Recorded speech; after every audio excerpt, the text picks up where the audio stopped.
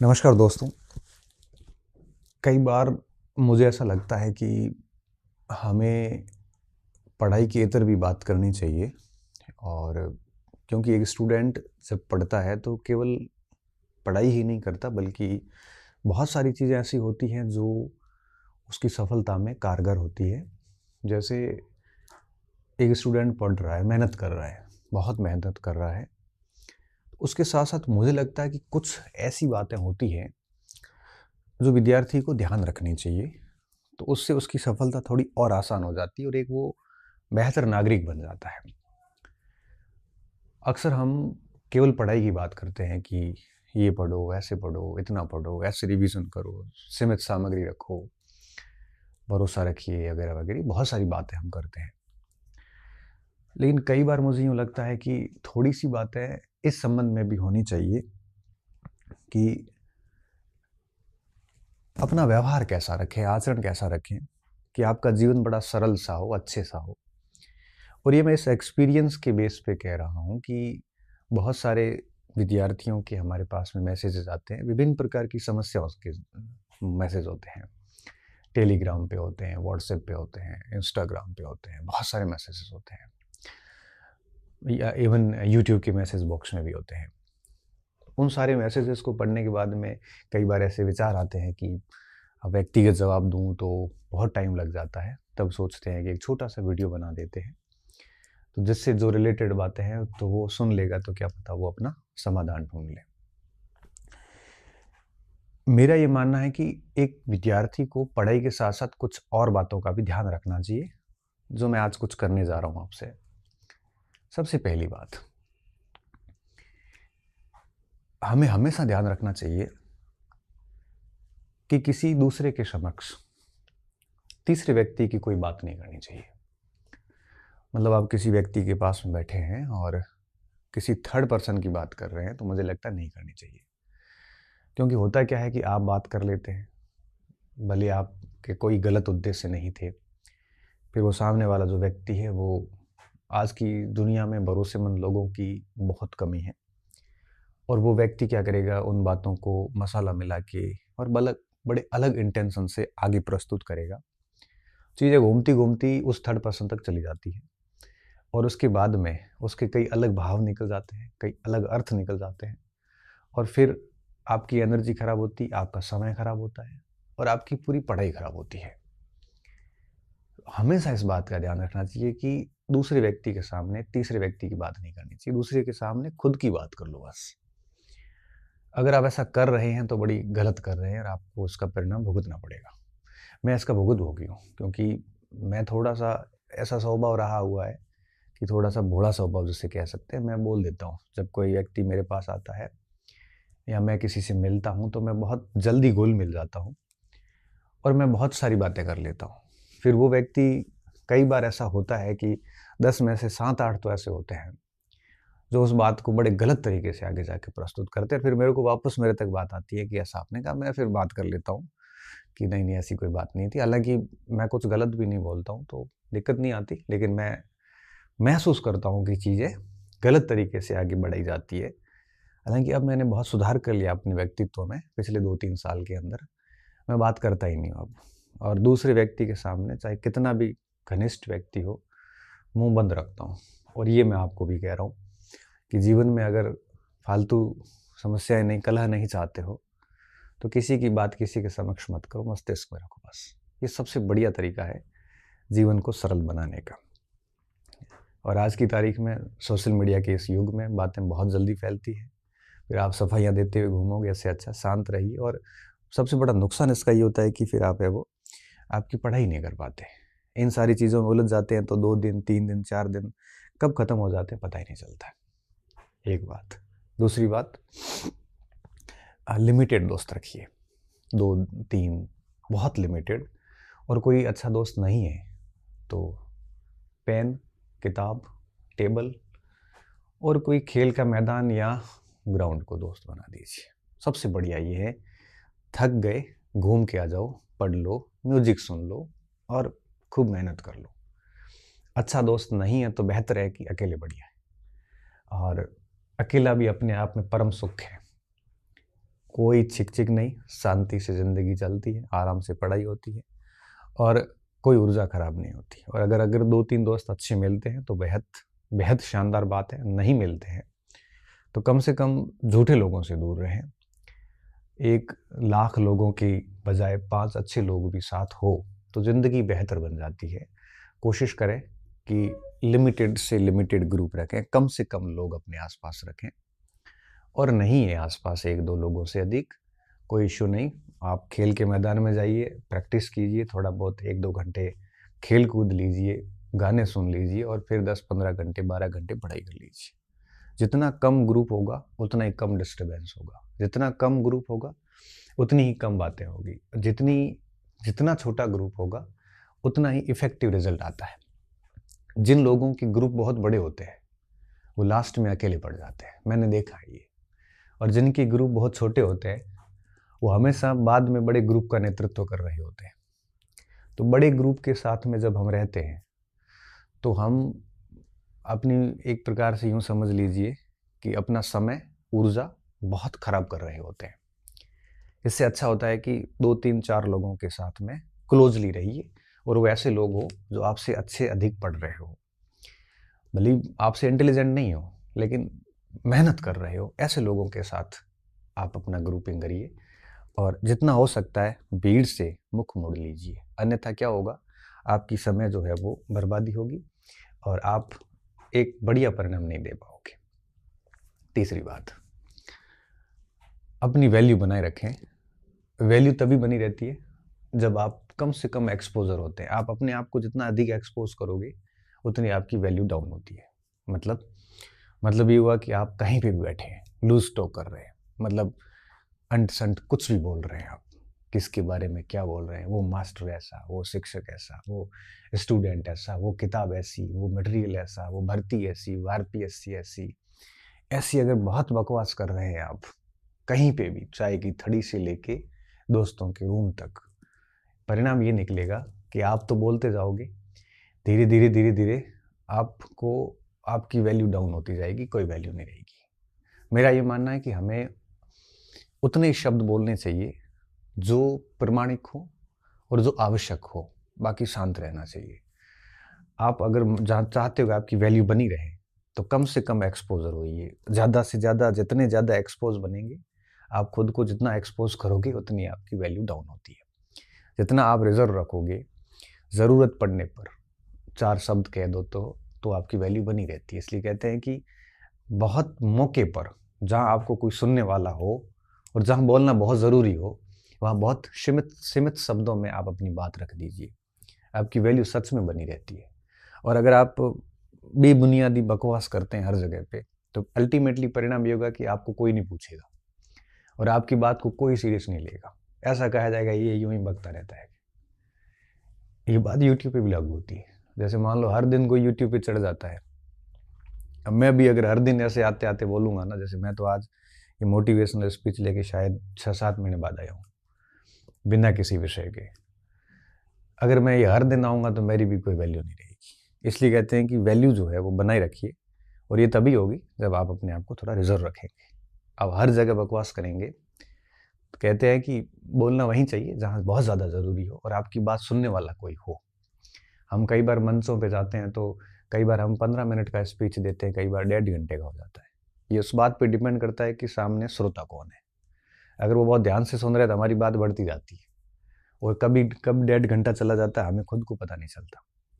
और कई बार श्रोता ऐसे उदासीन से होते हैं, सुनने के मूड में नहीं होते हैं, तब हम हमारी बात को 10-15 मिनट में ख़त्म कर देते हैं। तो जितना आवश्यक हो, जितना ज़रूरी हो, जगह देखिए कहाँ बैठे हो आप, उस हिसाब से बोलिए और जितना लिमिटेड बोलोगे उतनी आपकी वैल्यू बनी रहेगी। कम बोलने वाले लोगों की वैल्यू बहुत अच्छी होती है। मनमोहन सिंह जी उनमें से एक थे। चौथी बात, अपनी प्लानिंग, अपनी स्ट्रेटजी कोशिश करिए कि वो थोड़ी सीक्रेट रहे। आप किस भर्ती की तैयारी कर रहे हैं, कैसे कर रहे हैं, ये अपने मन में रखें और अपने कुछ लोगों तक रखें। हालांकि मेरे पर ये बात लागू नहीं होती, मैं तो बोल देता हूँ कि मेरे आगे क्या प्रोजेक्ट है, मैं तो बोल देता हूँ। लेकिन मैं कोशिश ये आपको ये कहना चाहूँगा कि ये गलती आप ना करें। जो मन में है जो प्लानिंग है उसको थोड़ा सीक्रेट रखें। प्लानिंग आउट होने के बाद में फिर वो उतनी इफेक्टिव नहीं रहती।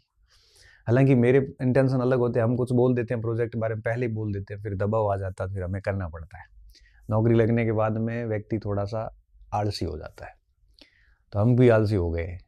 हालांकि अब अभी तक तो मैं नहीं हूँ, लेकिन मैं पहले से एक प्रोजेक्ट आगे अनाउंस करके रखता हूँ, तो फिर उसका दबाव रहता है, तो दबाव के चलते काम करता रहता हूँ। इसलिए हम लोग पहले बोल देते हैं। बाकी मुझे पता है कि प्लानिंग कहनी नहीं चाहिए, लेकिन मैं इसलिए कहता हूँ कि फिर कहने के बाद में हमारे ऊपर एक प्रेशर बन जाता है कि अब आपको काम करना पड़ेगा, और उसके चलते हम कर लेते हैं। लेकिन बेरोजगारी के दौर में हम प्लानिंग सीक्रेट रखते थे कि क्या करना है क्या नहीं करना है, ये बस मस्तिष्क में रखिए, ताकि लोगों का आपके ऊपर बिना फालतू का जो दबाव है वो कभी नहीं आएगा। और जो भी स्ट्रेटजी बनाते हो पूरी सीक्रेट रहनी चाहिए। फिर उसको इम्प्लीमेंट करने के लिए छोटी छोटी प्लानिंग बनाइए कि प्रतिदिन कितना करना है, वीकली क्या करना है, मंथली क्या करना है, पूरा एक सिस्टमेटिक तरीके से होना चाहिए। तभी आनंद आता है पढ़ाई में, और आप अपने आप में मस्त रहते हैं। आप अगर दुनियावी क्षेत्रों में फंसे हुए हैं तो कोई प्लानिंग काम नहीं करेगी। जैसे कहा ना, दूसरे की बात तीसरे की बात दूसरे के सामने, दूसरे की बात तीसरे के सामने, ऐसे करना, बहुत सारी ग्रुपिंग, हर जगह बकवास, हर जगह मीटिंग में चले जाना, सोशल बहुत अधिक होना, तो कोई प्लानिंग काम नहीं करेगी। इसलिए उन सारी चीज़ों से दूर रहते हुए ये करना चाहिए, ताकि जितनी रणनीतियाँ सीक्रेट होती है उतनी प्रभावी तरीके से काम कर सकती है। इसके अलावा जब भी कोई डिसीजन लेते हो तो आप अपनी क्षमता और अपने समझ के अनुसार लेनी चाहिए। आप देखा देखी नहीं करनी चाहिए कि दुनिया क्या कर रही है, वो दुनिया के ऊपर छोड़िए। आप अगर ये सोचते हैं कि आप कोई आईएएस की कर रहा है कि नहीं मैं भी आईएएस की करता हूँ, गलत तरीका है बहुत। आप अपनी क्षमता के अनुसार डिसीजन लीजिए। अब जैसे कई बच्चे हैं सर फर्स्ट ग्रेड में पोस्ट कम, हम फर्स्ट डी कर रहे हैं, क्या मेरे साथी सारे थर्ड ग्रेड में चले गए तो मैं क्या उसकी तरफ चला जाऊँ क्या? तो मैं कहता हूँ कि वो साथी अध्यापक बन गए, ठीक है, बन जाएंगे, फिर उसके बाद में क्या? और आप मान लो फर्स्ट ग्रेड नहीं भी हुए और अगली बढ़िया तैयारी करते गए तो डेफिनेटली हो जाओगे। तो आप 1 साल बाद फर्स्ट ग्रेड बनेंगे, सीधे 4800 के ग्रेड पे आओगे, आपके साथी जो है 3600 पे रहेंगे, उसको 4800 पे आने में 18 साल लग जाएंगे। आपने चुना भी किस भर्ती को है, आपने चुना भी राजपत्रित अधिकारी को है, तो डेफिनेटली टाइम तो लगेगा, और जब भी मिलेगा शानदार मिलेगा। इसलिए मेरा ये मानना है कि जब भी कोई डिसीजन लेते हो, किस शिक्षक से पढ़ना है, कौन से कंटेंट से पढ़ना है, क्या किताब लानी है, कौन सी तैयारी करनी है, इनपुट ले लीजिए एक बार, फिर निष्कर्ष निकाल के खुद की जो कैपेबिलिटी है, क्षमता है, और खुद की जो अंडरस्टैंडिंग है, उसका सूक्ष्मता के साथ और बड़े निरपेक्ष रूप से आंकलन करके, और उसके बाद डिसीजन लीजिए कि मुझे क्या करना है, कैसे पढ़ना है, कैसे पढ़ना है। फिर वापस मुड़ के नहीं देखना चाहिए। क्यों? क्योंकि जितना आप डिसीजन डगमगाएगा, जितना अस्थिर होंगे, उतनी ही तैयारी आपकी नेगेटिव रूप से प्रभावित होगी। एक बार डिसीजन लेने के बाद में उसको लागू करने के लिए जान लगा दीजिए, और आप देखना कि एक शानदार परिणाम आपके पास में होगा। शानदार परिणाम मैं बता रहा हूं। अगर भटकाव बहुत अधिक है तो निश्चित तौर पे दिक्कत होती है। अब आपको कोई भी भटका लेता, आप इतने वल्नरेबल हो गए हो, सुभेद्य हो गए हो कि कोई बहुत आप निर्णय लेके एकदम शानदार तैयारी शुरू कर चुके हैं, और कोई भी एरा गिरा के आपको भटका जाता है, और आप भटक जाते हैं, और फिर मैसेज करते हैं मुझे, सर ये पढ़ूंगी वो पढ़ूंगी, ये करूंगी वो करूँ। इसलिए कहता हूँ कि आपके डिसीजन सीक्रेट रखिए, अपने डिसीजन अपनी क्षमता के अनुसार लीजिए। वो विद्यार्थी बहुत आगे जाता है, उसको डिसीजन लेने आ जाते हैं, उसको उसके बारे में पता चल जाता है, आपके डिसीजन कोई और क्यों ले। और सेकंड लास्ट बात, कि मार्केट की गॉसिप से हमेशा दूर रहे। ये बाजार की जो बातें हैं, बाजार की जो तथाकथित गप्पे हैं, ये आपको बर्बाद कर देगी। ये आपकी वैल्यू डाउन करती है, आपको आवारा सा घोषित कर देती है, आपका ध्यान भटकाती है, आपको एक प्रकार से यूँ समझ लीजिए कि भटकाने का काम करती है। आपके निर्णय गड़बड़ा जाएंगे, ऐसी गॉसिप से आपका समय, ऊर्जा खराब होगी, आपकी उत्पादकता प्रभावित होगी, पढ़ाई प्रभावित होगी, कॉन्फिडेंस डाउन होगा, सारी चीज़ें बिगड़ जाती हैं। आपकी दुनिया के प्रति धारणाएं गलत होती है, क्योंकि गॉसिप्स का हिस्सा बन बन के आप कई सही व्यक्तियों को गलत मान बैठते हैं, आप कई गलत व्यक्तियों को सही मान बैठते हैं, क्योंकि जितनी ज़्यादा गॉसिप्स में भाग लोगे, गप्पों में भाग लोगे, आपकी धारणाएं दुनिया के लिए अलग होती है। कोई सही व्यक्ति है और आपको उसके 4 कोई विरोधी यूं ही मिल गए, आपने उनको सुन लिया, आपके लिए भी वो विरोधी हो गया, जबकि आपका तो उससे कोई संबंध ही नहीं रहा। समय खराब हुआ जो अलग, पढ़ाई खराब हुई जो अलग, समय नष्ट होने के बाद में जो उत्साह डाउन होता है एक प्रकार से वो अलग, और एक अच्छा खासा चांस गंवा दोगे वो अलग। इससे अच्छा है कि मार्केट की गॉसिप से सच में अलग दूर रहें, 2-4 लोगों को साथ रखें, और वो भी नहीं है कोई तो मैंने कहा ना, टेबल और स्टेडियम नहीं है तो रोड की साइड में अगर आप 2 किलोमीटर पैदल चल के आओ जाओ, 20-30 मिनट घूम लो, इससे बढ़िया और क्या हो सकता है। ये सबसे बढ़िया तरीके होते हैं अपने आप को संतुलित करने के, मैनेज करने के। और अंतिम बात कि जितना अधिक अनुशासित और नियमित रहेंगे, अनुशासित का क्या मतलब है? अनुशासित का मतलब है सुबह उठने से लेके शाम को सोने तक आप अपने आप को मॉनिटर करो, दुनिया आपको मॉनिटर नहीं करे। किसी ने कह दिया कि चलो चाय पीने चलते हैं, अब वो आपको वो मॉनिटर कर रहा और आप उसके साथ चल दिए, पूरी पीछे टाइम टेबल बिगड़ गया। किसी ने कहा कि चलो आज वहाँ चलते हैं, ऐसे तो आप अगर दुनिया के कहने पे चलते फिरते रहोगे तो अनुशासन कहाँ है? ये आपका तो शासन है ही नहीं, आप किसी और से शासित हो रहे हैं। सुबह से शाम तक आप अपने अनुसार चलें कि मुझे क्या करना है। मुझे फिल्म देखने जाना तो चले जाओ, आपने खुद ने तय किया है। कोई और कहे और आप निकलो, ऐसे तो फिर पूरा दिन आप चलते रहोगे, क्योंकि वहाँ तो अपने आसपास जान पहचान के खूब लोग होते हैं। अनुशासन का मतलब ये है कि आप अपने अनुसार चलें और अपने अनुसार जो काम करने हैं वो सब करते रहें, तभी नियमितता बनती है, तभी टाइम का यूटिलाइज होता है और प्रोडक्टिविटी आती है, उत्पादकता आती है। टाइम की जितनी अधिक उत्पादकता आएगी, जितना अधिक टाइम को आप अच्छे से यूटिलाइज करोगे, प्रोडक्टिविटी बढ़ती जाती है, कॉन्फिडेंस बढ़ता जाता है। आप हमेशा इस बात का ध्यान रखें कि आप अपने अनुसार चलें। आपको चाय की तलब लगी है तो आप जाएं और पी के आए। कोई आपको कह रहा है कि चाय पीने चले और आप जा रहे हैं, ये गलत है। क्यों? क्योंकि ऐसे तो आप अभी चाय पीने चले गए, अब थोड़ी देर बाद में कोई और दोस्त आएगा, आपको कहेगा कि वहाँ चलते हैं, आप वहाँ जाओगे। ऐसे तो आप दुनिया को ना ही नहीं कह पाओगे, नो सेइंग की पावर ही नहीं है। ये तो अनुशासन जैसी तो बात ही नहीं रही। अनुशासन का मतलब होता है आप अपने अनुसार चलें, और सुबह से शाम तक आपका पूरा दिन बिल्कुल फिक्स होना चाहिए किस समय क्या कार्य करना है। सुबह सुबह 3 घंटे पढ़ना है तो ठीक है, सुबह 3 बजे, 4 बजे, 5 बजे उठे, 8-9 बजे तक बढ़िया 4-5 घंटे पढ़ाई कर ली। क्या पढ़ना था वो आप अपनी प्लानिंग सेट करके रखो, फिर आराम से घूमे फिरे, खाना वाना खाया, उसके बाद 2-3 घंटे सो लिए, 3-4 घंटे और पढ़ लो, फिर रात को 1-2 घंटे और पढ़ लो। अब ये सारा काम आपके अनुसार होना चाहिए। कोई और इसको अगर मॉनिटर कर रहा है तब तो आप कभी किसी को मना ही नहीं कर पाओगे, आपका टाइम यूं ही बर्बाद होता रहेगा। घर परिवार छोड़ के माँ बाप ने आपको भेजा है और आप जो है वो दुनियावी ताकतों के चक्कर में पड़े हुए हैं और वहाँ पे पंचायतियाँ कर रहा है। परिणाम ये निकलेगा कि 1-2 साल फेल होंगे, और व्यक्ति जब एक बार फेल होता है, भले गलतियों से ही हो, तो उसके बाद उसका आत्मविश्वास बहुत कमज़ोर हो जाता है। पहला अटेम्प्ट बेस्ट अटेम्प्ट होता है, और दूसरा भी एक बेस्ट नहीं तो कम से कम बेटर होता है। 2 अटेम्प्ट के बाद परीक्षा पास करना बड़ा मुश्किल काम हो जाता है, क्योंकि फिर न तो हिम्मत रहती है, न जोश रहता है, न उत्साह रहता है, न कॉन्फिडेंस रहता है, न पढ़ने का मन होता है, और न ही वो वापस सिलेबस पढ़े जाते हैं। नई खेप अंदर आती है, नए बच्चे अंदर आते हैं, बड़ा प्योर माइंड अंदर आता है, उनको कॉम्पीट करने की क्षमता नहीं रहती है, और ऐसी ऐसी चीज़ें होती है जिससे आप उभर नहीं पाते हैं।